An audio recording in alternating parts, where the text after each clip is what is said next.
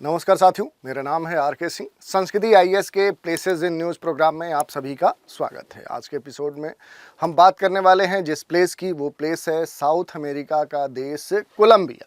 Colombia हाल ही में चर्चा में था और इसी कारण से कहीं ना कहीं इसकी हम चर्चा करने वाले हैं और इससे जुड़े हुए कहीं ना कहीं जो सबसे महत्वपूर्ण जो ज्योग्राफिकल पर्सपेक्टिव में जो तथ्य होंगे उन पर हम चर्चा करेंगे। तो चलिए देख लेते हैं कि आखिर कोलंबिया क्यों चर्चा में है और इससे जुड़े हुए कौन से अहम पहलू हैं जो कहीं ना कहीं आपको पता होने चाहिए, क्योंकि इनसे जुड़े हुए आपकी परीक्षाओं में प्रश्न पूछे जा सकते हैं। तो सबसे पहले हम न्यूज़ देखते हैं कि आखिर कोलंबिया चर्चा में क्यों है। तो देखिए, यहाँ पर एक द हिंदू का न्यूज़ आर्टिकल दिया गया है और कहीं ना कहीं इस कारण से जो कोलंबिया है वो चर्चा में है। यहाँ पर न्यूज़ है, US poses Colombia tariff after agreement on acceptance of migrants. थोड़ा सा संक्षिप्त में हम बात करें कि आखिर ये पूरा मुद्दा क्या था। तो मुद्दा जो था ये प्रवासियों को लेकर बढ़ा था दोनों देशों के बीच में। जैसे यहाँ बात हो रही है कोलंबिया और यूएस से जो अमेरिका है उनके बीच में तनाव बढ़ा, क्योंकि यहाँ पर जो कोलंबिया है उसने अब इस पूरे मामले में देखें तो अपना यू टर्न लिया है और यूएस से भी कहीं ना कहीं इसमें अब अपने जो नीतियाँ हैं उनमें बदलाव किया है। लेकिन अगर हम बात करें कि आखिर दोनों देशों के बीच में जो तनाव है वो शुरू कैसे हुआ, तो देखिए, अमेरिका में कोलंबिया के अवैध प्रवासियों को लेकर जो वापसी का मुद्दा था वही चर्चा में हुआ और उसी कारण से दोनों देशों के बीच में तनाव की स्थिति देखने को मिली।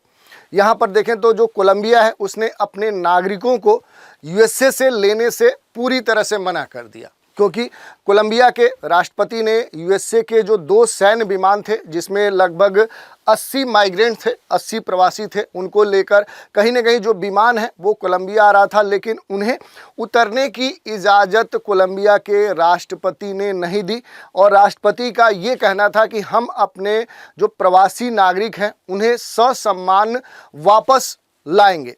और इसी को लेकर कहीं ना कहीं जो तनाव है दोनों देशों के बीच में आगे बढ़ा। दोनों देशों के बीच में तनाव बढ़ने के बाद वार पलटवार हुए, यहाँ तक कि जो ट्रंप है, जो हाल ही में कहें तो राष्ट्रपति पद की शपथ ग्रहण लिए थे और तब से लगातार अलग अलग जो स्टेटमेंट है उनके द्वारा जारी किए जा रहे हैं। उसी क्रम में ट्रंप ने कहा कि हम कोलंबिया के जो उत्पाद हैं उन पर टैरिफ लगाएंगे, वीज़ा पाबंदियां भी लागू करेंगे। लेकिन इन सब के बीच में बाद में कोलंबिया ने यू टर्न माना और यूएसए भी अब अपनी जो नीतियां हैं उनमें बदलाव करने पर सहमत हो चुका है। तो ये पूरा मुद्दा है कहीं ना कहीं। इस कारण से देखें तो अब जो कोलंबिया था ये चर्चा में है और इससे जुड़े हुए प्लेसेस न्यूज़ के अंतर्गत आपके प्रश्न पूछे जा सकते हैं या मैप इन न्यूज़ कह सकते हैं कि इसके अंतर्गत प्रश्न पूछे जा सकते हैं। तो थोड़ा सा इसके बारे में हम देखेंगे कि आखिर जो कोलंबिया देश है इसकी भौगोलिक जो अवस्थिति है वो कहाँ पर है। तो देखिए, इसके लिए हमें जाना होगा कहाँ पर, साउथ अमेरिका कंटिनेंट, जो दक्षिण अमेरिका महाद्वीप है। ये आपका दक्षिण अमेरिका महाद्वीप यहाँ पर दर्शाया गया है, ये साउथ अमेरिका कंटिनेंट है, ठीक है।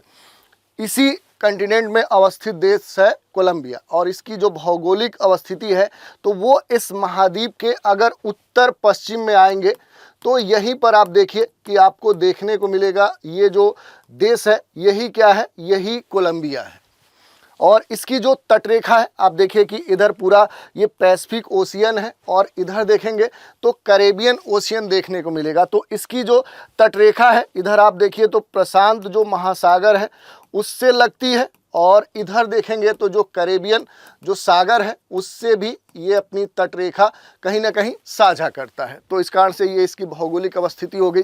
एक और बात महत्वपूर्ण है कि दुनिया में स्पेनिश बोलने वाले जो लोगों की संख्या है वो दुनिया में यहाँ दूसरे नंबर पे है। जैसे स्पेन में सबसे अधिक स्पेनिश बोली जाती है, लेकिन उसके बाद सबसे अधिक जो स्पेनिश बोली जाती है वो कोलंबिया में बोली जाती है। तो यहाँ अगर हम बात करें तो जो स्पेनिश भाषा है, जो स्पेनिश भाषा है वो बोलने वाले लोगों की संख्या जो है, बोलने वाले लोगों की जो संख्या है वो दूसरे नंबर की है। क्यों है ऐसा, क्यों है कि यहाँ इतने बड़ी संख्या में लोग स्पेनिश बोलते हैं? तो इसके पीछे जो कारण है, कारण क्या है कि पहले जो कोलंबिया था वो स्पेन का, कह सकते हैं कि ये क्या था कि स्पेन का ही एक उपनिवेश था, स्पेन का उपनिवेश था और इसी कारण से कहीं न कहीं दुनिया में स्पेनिश बोली जाने वाले जो भाषा है उससे संबंधित जो लोग हैं वो यहाँ सबसे अधिक हैं, और स्पेन के बाद ये दूसरा स्थान है जहाँ स्पेनिश भाषा सबसे अधिक बोली जाती है। तो ये इसकी भौगोलिक अवस्थिति और इससे जुड़े हुए कुछ महत्वपूर्ण जो तथ्य हो सकते हैं उनकी हमने यहाँ पर चर्चा कर ली। अब थोड़ा सा देख लेते हैं जहाँ से प्रश्न पूछे जाते हैं कि जो महत्वपूर्ण प्लेस होता है उससे सटे हुए जो महत्वपूर्ण स्थलखंड और जलीय खंड होते हैं उनसे जुड़े हुए प्रश्न पूछे जाते हैं, या किसी भी देश से जो भी सीमावर्ती क्षेत्र होते हैं, सीमावर्ती देश होते हैं, उनसे जुड़े हुए प्रश्न पूछे जाते हैं। तो यहाँ पर हम देखते हैं कि आखिर जो कोलंबिया है इसकी जो अंतर्राष्ट्रीय सीमाएं हैं वो किन देशों से या किन जलीय क्षेत्रों से लगती हैं। तो देखिए, अगर ये कोलंबिया देश है, इसके अगर हम पश्चिम में आएंगे तो देखिए यहाँ पर पैसिफिक ओशियन यानी जो प्रशांत महासागर है वो आपको देखने को मिलेगा, यानी कि इसके पश्चिम में जो पूरा क्षेत्र है वो पैसिफिक ओशियन का है। और इसके अगर आप उत्तर में जाएंगे तो देखिए यहाँ पर कैरेबियन सी देखने को मिलेगा, कैरेबियन सागर इसके उत्तर पश्चिम में कह सकते हैं कि लगता है। और यहाँ पर कुछ और भी महत्वपूर्ण जलीय क्षेत्र हैं, जैसे गल्फ ऑफ उराबा यहाँ पर आपको देखने को मिलेगा। उराबा की जो खाड़ी है वो यहाँ पर अवस्थित है। गल्फ ऑफ क्यूपिया है यहाँ पर आपको देखने को मिलेगा। गल्फ ऑफ तिबुगा है, और इसके अलावा देखिए टोमैको बे यहाँ पर इसके पश्चिम में जो पैसिफिक ओशियन है इस क्षेत्र में आपको देखने को मिलेगा। और जो गल्फ ऑफ उराबा है आप देख सकते हैं, या गल्फ ऑफ जो मोरोस्क्यूलो है ये कैरेबियन सी वाले क्षेत्र में इसके तटीय क्षेत्र में देखने को मिलेंगे। तो ये कुछ हो गए जलीय क्षेत्र। और इसके अलावा अगर हम देखें कि स्थलीय क्षेत्र कौन से हैं जो कहीं ना कहीं कोलंबिया से उनकी सीमा साझा होती है, तो देखिए यहीं से शुरू करते हैं। यहाँ पर पनामा जो देश है उसकी जो सीमा है वो कोलंबिया से लगती है, तो यहाँ पर पनामा देश हो गया पहले नंबर पे। इसके अलावा देखिए इससे जब आगे बढ़ेंगे तो यहाँ पर आपको एक महत्वपूर्ण देश देखने को मिलेगा, वेनेजुएला। इसकी एक लंबी जो अंतर्राष्ट्रीय सीमा रेखा है वो कहीं ना कहीं कोलंबिया से लगती है, तो दूसरा देश यहाँ पर आपको मिल गया वेनेजुएला। उसके बाद और आगे बढ़ेंगे तो यहीं पर आपको देखने को मिलेगा ब्राज़ील, तो ब्राज़ील यहाँ पर तीसरा देश हो गया। इसके अलावा देखिए इधर आएंगे तो आपको पेरू देश देखने को मिलेगा, और फिर इक्वाडोर देखने को मिलेगा। यानी कह सकते हैं कि उत्तर पश्चिम में पनामा है, और अगर यहाँ पर देखें उत्तर पूरब में तो दो देश हैं, यहाँ पर वेनेजुएला है और उसके अलावा ब्राज़ील है। इसके दक्षिण में पेरू से ये अपनी सीमा साझा करता है, और यहीं पर दक्षिण पश्चिम में ये इक्वाडोर जो है उससे अपनी सीमाएं साझा करता है। और दो जलीय क्षेत्र जो हैं वो यहाँ पर आपको देखने को मिलेंगे, वो पैसिफिक ओशियन वाला क्षेत्र है और कैरेबियन क्षेत्र है। तो इस तरह से हमने देख लिया कि जो कोलंबिया है इसकी जो यहाँ पर पूरा जो अंतर्राष्ट्रीय सीमा है वो किन किन स्थलीय और जलीय क्षेत्रों से लगती है।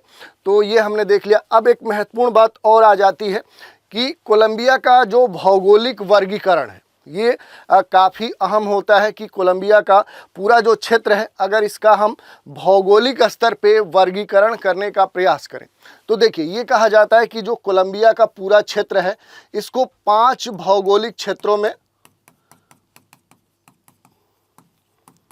वर्गीकृत किया जाता है। ठीक है, कौन कौन से वो क्षेत्र हैं एक एक करके हम बात करेंगे। तो देखिए अगर हम बात करें कि पहला क्षेत्र कौन सा है तो उसे हम बोलते हैं एंडीज पर्वतीय क्षेत्र, यानी कि एंडीज जो पर्वत है उसका जो विस्तार है वो जो यहाँ पर फैला हुआ है उसका जो क्षेत्र है उसके तौर पे पहला जो भौगोलिक वर्गीकरण है वो विभाजित किया जाता है।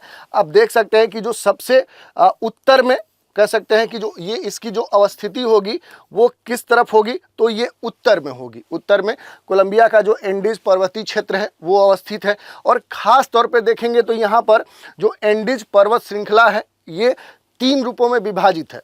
एक पूर्वी एंडीज पर्वत श्रृंखला, दूसरी जो है वो मध्य एंडीज पर्वत श्रृंखला और तीसरी जो है वो पश्चिम एंडीज पर्वत श्रृंखला। यही नहीं, ये जो पूरा क्षेत्र है यहाँ पर अगर आप देखेंगे तो जो आबादी है, जो यहाँ पर पॉपुलेशन डेंसिटी है, जो जनसंख्या घनत्व है वो सबसे अधिक है। इसके पीछे कारण भी है कि एंडीज पर्वतीय जो क्षेत्र है यहाँ पर कुछ बड़े डेवलप जो सिटीज़ हैं वो आपको देखने को मिलेंगे। जैसे उदाहरण के तौर पे हम ले सकते हैं, यहाँ पर देखिए जो महत्वपूर्ण बड़े सिटी हैं जैसे मेडलिना, यहाँ पर देखिए सबसे बड़ा मेडलिन जो है ये यहाँ का सबसे बड़ा शहर है मेडलिन। इसके अलावा देखिए इधर आएंगे तो काली भी यहाँ का बहुत ही बड़ा एक शहर है। इसके अलावा देखिए जो बगोटा है एक तरह से इसकी राजधानी भी है और सबसे बड़ा कह सकते हैं कि ये शहर है। तो राजधानी तो है ही, राजधानी के साथ ये कोलंबिया का सबसे बड़ा क्या है, शहर है।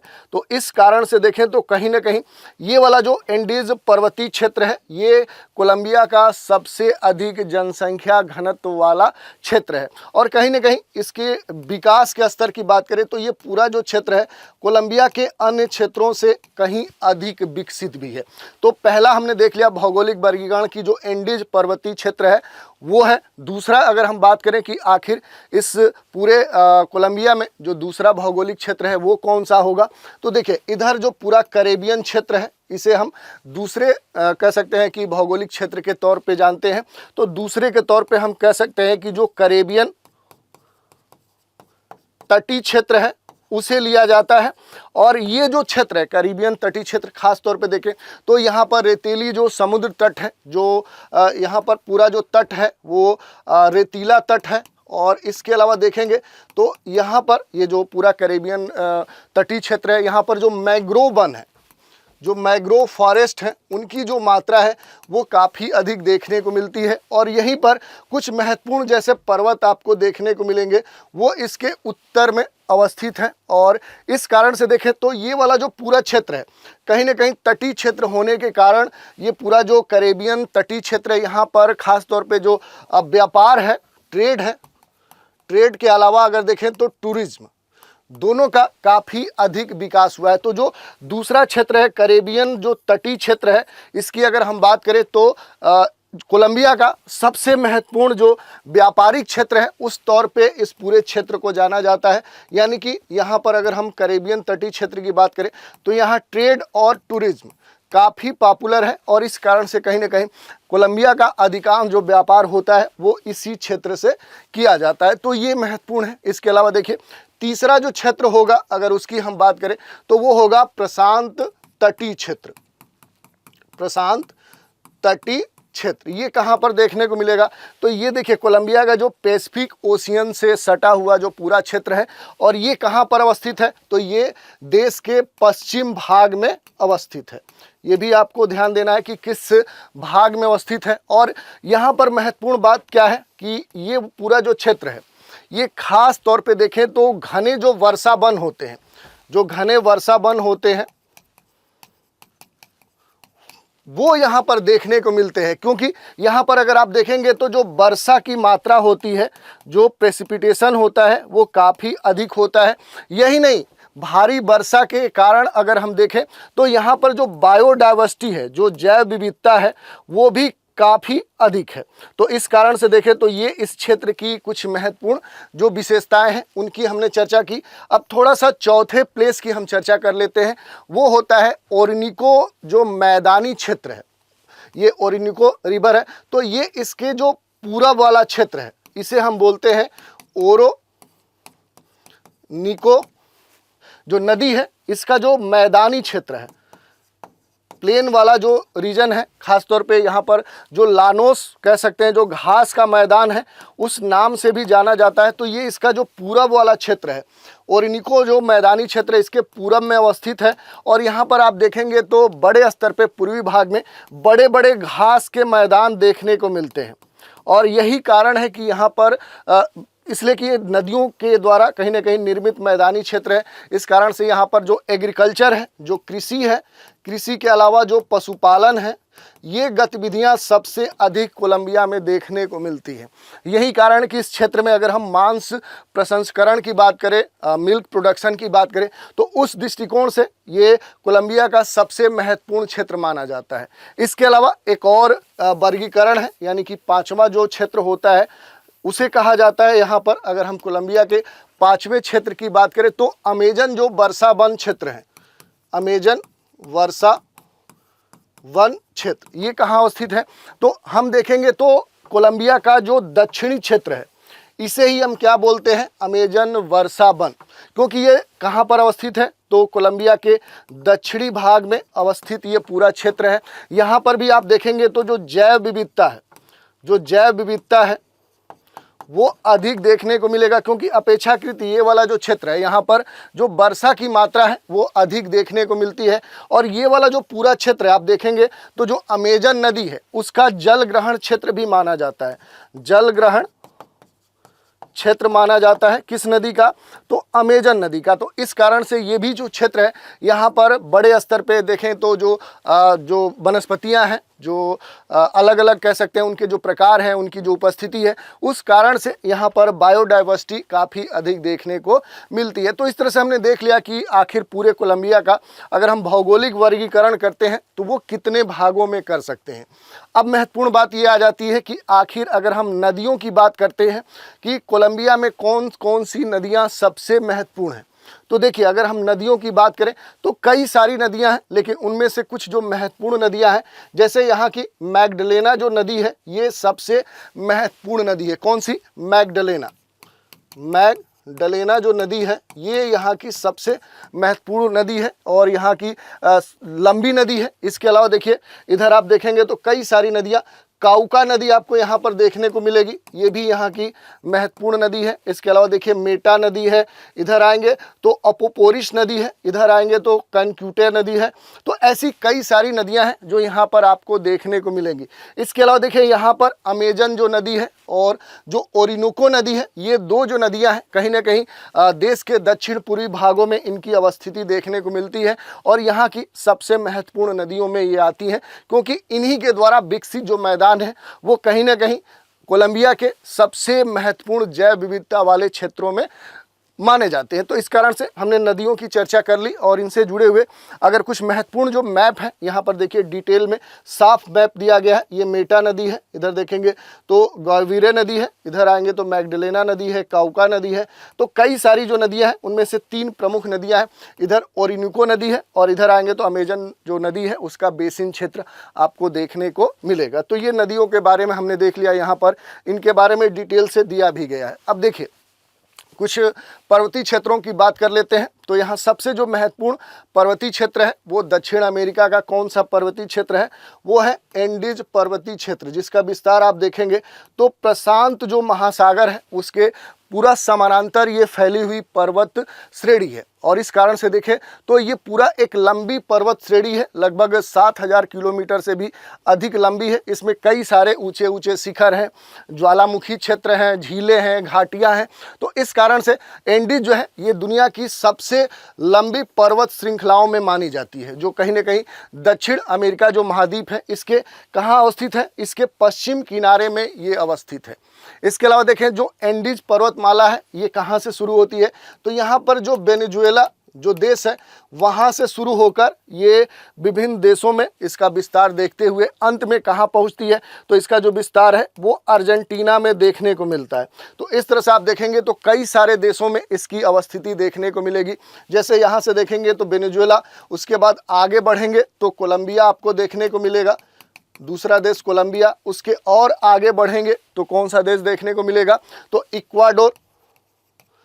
इक्वाडोर के आगे बढ़ेंगे तो पेरू, पेरू के और आगे बढ़ेंगे तो बोलीविया, बोलीविया के आगे बढ़ेंगे तो ये किनारे में लंबा चिली, और चिली के और आगे बढ़ेंगे तो उसके ठीक पूरब में जो अर्जेंटीना है, यहाँ तक कहीं न कहीं जो एंडीज पर्वत है उसका विस्तार देखने को मिलता है। तो इस तरह से Venezuela 1, Colombia 2, Ecuador 3, Peru 4, Bolivia 5, Chile 6, Argentina 7। तो जो एंडीज पर्वत है इसका जो विस्तार देखने को मिलता है वो कुल 7 देशों में देखने को मिलता है। तो इस कारण से देखें तो एक लंबी पर्वत श्रृंखला है जो यहाँ पर हमें देखने को मिलती है। इसके अलावा 1-2 चीज़ें और है जो यहाँ पर आपको कहीं ना कहीं जाननी चाहिए। जैसे अगर बात करें तो एक चीज़ तो ये हमने देख लिया कि ये पूरा क्या है कि प्रशांत महासागर के समानांतर तटीय क्षेत्र में ये पूरी पर्वत श्रृंखला अवस्थित है। इसके अलावा देखिए यहाँ पर 2-3 चीज़ें और महत्वपूर्ण है, जैसे अकांकागुआ। अकांकागुआ के बारे में अगर हम देखें तो ये क्या है कि अकांकागुआ जो है ये एंडीज पर्वत में अवस्थित सबसे महत्वपूर्ण कह सकते हैं कि यहाँ पर उच्च पर्वतीय शिखर है और इसकी जो ऊंचाई है आप देख सकते हैं कि 6,961 मीटर है। तो काफ़ी इसकी अधिक ऊंचाई है, 6,961 मीटर कह सकते हैं कि इस पर्वत शिखर की ऊंचाई है। और यहाँ पर कई सारे जो ज्वालामुखी क्षेत्र हैं वो भी देखने को मिलेंगे। जैसे अगर देखें तो एंडीज पर्वत क्षेत्र में जाएंगे तो ओजस डेल सिलाडो, इसके ठीक उत्तर में आइए, यहीं पर दिया गया है ओजस डेल सिलाडो। ये क्या है कि ये एक महत्वपूर्ण कह सकते हैं कि सक्रिय ज्वालामुखी है और दुनिया का सबसे ऊंचाई पर अवस्थित ये सक्रिय ज्वालामुखी है। तो ये चीज़ें आपसे पूछी जाती हैं, इनको थोड़ा सा ध्यान रखिएगा। तो इस तरह से ये महत्वपूर्ण हो गई।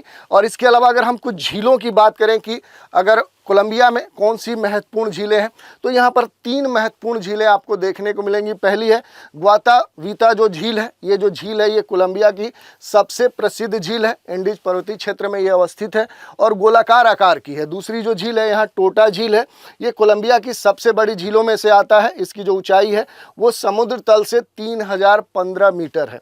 और तीसरी जो झील है वो कोटाचे झील है और इसे दूसरे नाम लागूना दे ला कोचा के नाम से भी जाना जाता है और ये कोलंबिया की दूसरी सबसे बड़ी प्राकृतिक झील के तौर पे जानी जाती है। तो इस तरह से हमने कोलंबिया से जुड़े हुए जितने भी महत्वपूर्ण तथ्य थे कि उसकी भौगोलिक अवस्थिति क्या है, क्यों चर्चा में था और यहाँ पर उसके पूरे भौगोलिक क्षेत्र को कितने भागों में विभाजित करते हैं, यहाँ पर कौन से महत्वपूर्ण नदी हैं, कौन से पर्वत हैं, कौन सी झीलें हैं, ऐसी सारी विशेषताओं की हमने चर्चा की जो कहीं ना कहीं आपके परीक्षा के दृष्टिकोण से सबसे अधिक महत्वपूर्ण है। अब इसी पर आधारित एक प्रश्न देख लेते हैं।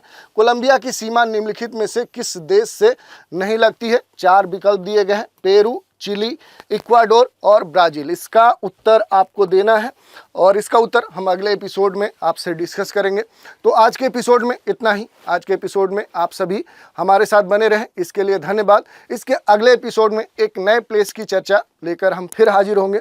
तो आज के एपिसोड में इतना ही, धन्यवाद।